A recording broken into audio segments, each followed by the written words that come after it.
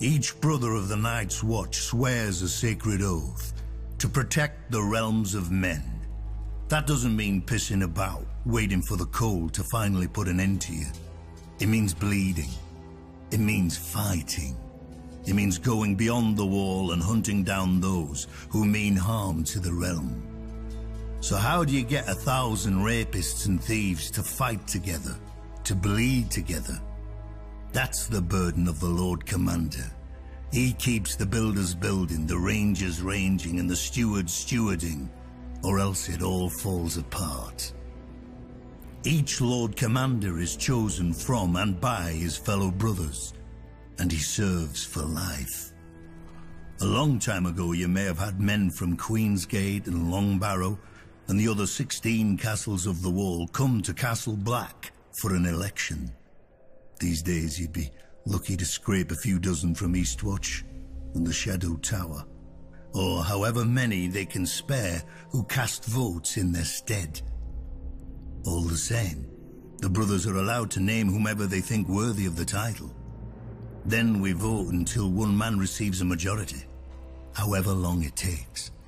Some elections have lasted less than an hour, some have lasted weeks, one even lasted 2 years. Maester Aemon has said there have been 997 Lord Commanders since the Night's Watch was founded.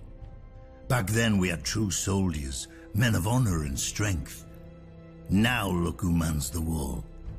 Bastards, peasants who stole a sheep to bugger, and fat little nobles who weren't worthy of their Lord Father's land. But the Lord Commander must find a place for them all, and turn these walking piles of horse dung into soldiers of the Night's Watch.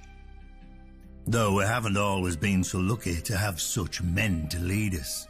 We've had cowards and fools as well, our tyrants and our madmen. Runsel Hightower tried to bequeath the watch to his bastard. Roderick Flint thought to make himself king beyond the wall. Tristan Mudd, Mad Mark Rankenfell, Robin Hill, each nearly destroyed us with their foolishness. 600 years ago, the commanders at Snowgate and the Nightfort even went to war against each other. The simpering Lord Commander asked them politely to lay aside their quarrel, and incredibly they did, because they joined forces to murder him. The Stark in Winterfell had to intervene and take both their heads to save the Night's Watch.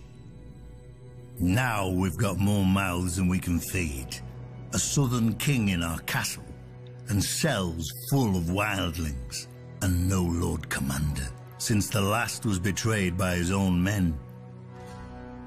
We need a new leader, a man respected enough to hold the watch together in this dark hour. A leader strong enough to make sure that the Night's Watch survives the coming winter, no matter the cost.